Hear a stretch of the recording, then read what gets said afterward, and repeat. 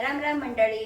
श्री विष्णूचा 7वा अवतार म्हणजे श्री प्रभू रामचंद्र सर्व कर्तव्ये वचने नाती आनंदाने पार करणारा असा हा परमकृपाळू पुरुषोत्तम राम आपले दैवत होय.